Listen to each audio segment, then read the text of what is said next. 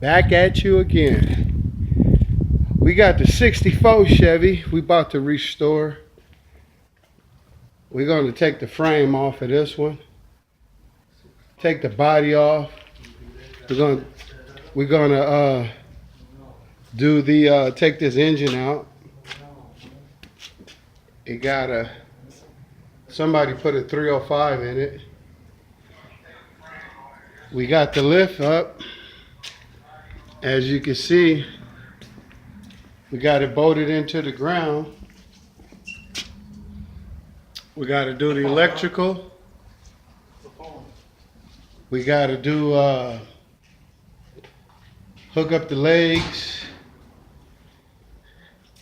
And also we still got the jag right here where we're going to do the body work at. Got to get the compressor.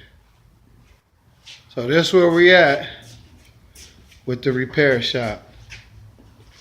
Yeah, we definitely finna put this all together.